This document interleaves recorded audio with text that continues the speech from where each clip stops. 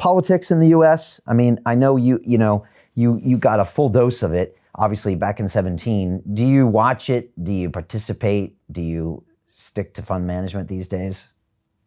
Well, listen, obviously, last time I saw you, the general consensus among the elites was that Mr. Trump was going to win re-election.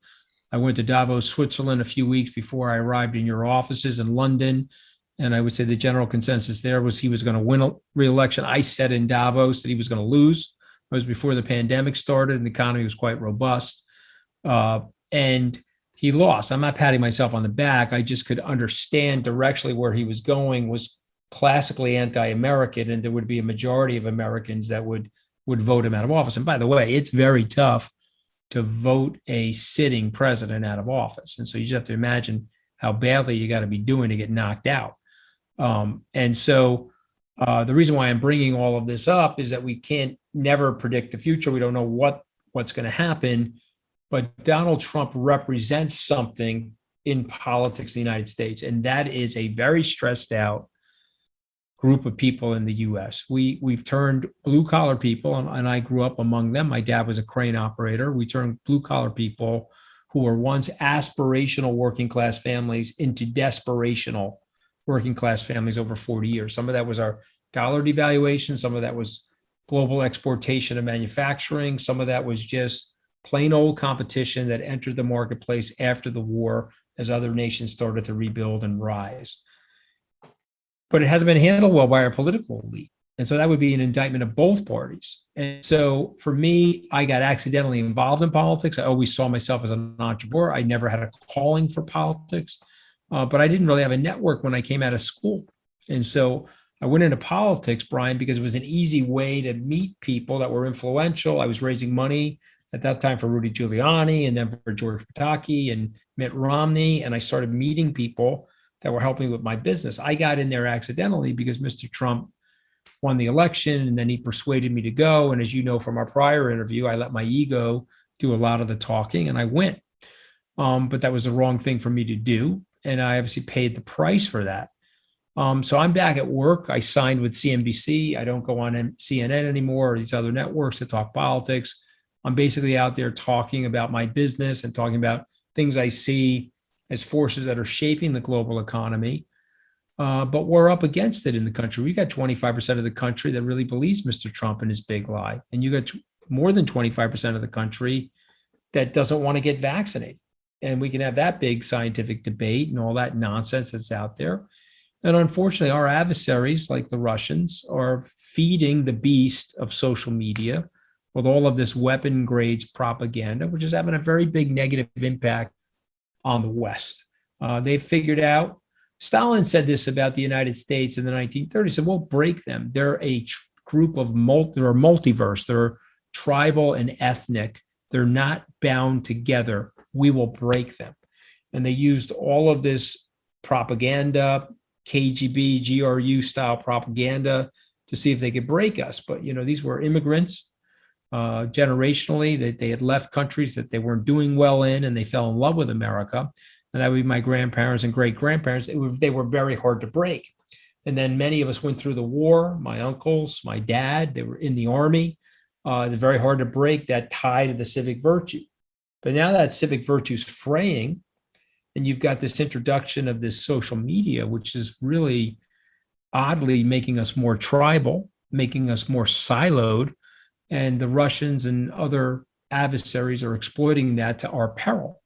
And so if we don't find the right political leadership to help reunite us, I mean, the first name of the country is United, we got to figure out a way to do that.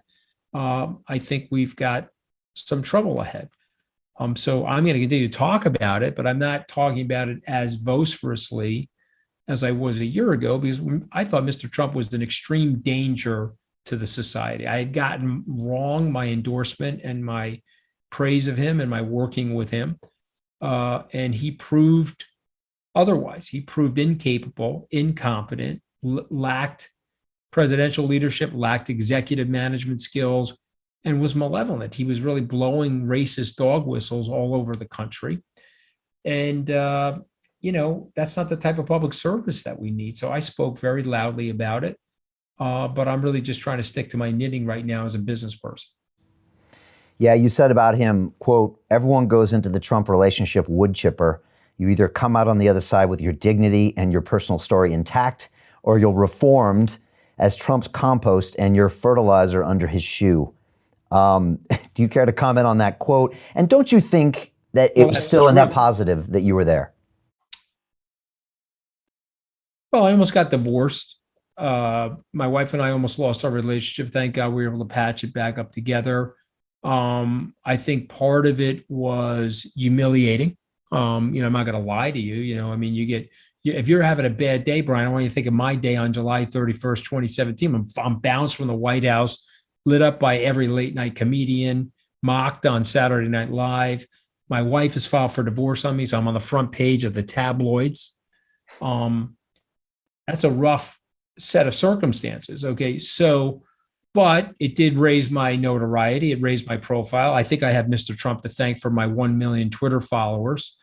And weirdly, he put me in a position where I could provide advocacy for what I see as the American ideals and the democratic spirit of America. And I was able, because of the sort of notoriety that I got as a result of that disastrous experience, I could be part of the story to defeat him. Now, we all know that studied it, he defeated himself. It was a narrow election, by the way. He only lost by 40,000 votes. His buddy Ron Johnson said it better than anybody. They caught him off guard, and he was on tape saying, well, obviously the election was legitimate, and he explained the math and the numbers in Wisconsin, and it just plainly that 50,000 people that voted for Senator Johnson that were Republicans did not vote for Mr. Trump. And the result of that, he lost Wisconsin. If I swayed one of those voters, then I feel I did my patriotic duty. So yes, in some ways, yes, it did help me. It raised my profile.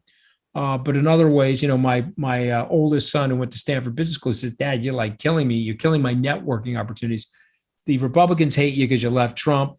The Democrats will never accept you because you were with Trump. You've killed my networking opportunities. And I laugh. I look at him and say, well, maybe I'm getting closer to the truth. I think the number one thing for you and me, and hopefully for our children, is authenticity. I just want to be a real person, talk to people directly.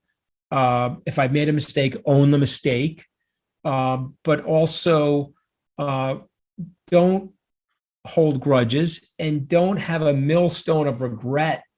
I think that's the big lesson for London Real listeners and viewers. You can make mistakes born from ego and pride or just lack of competence. So series of different things can cause a mistake, but don't live in the past. I don't wake up in the morning and kick myself in the pants because I did something stupid in the White House that got me fired.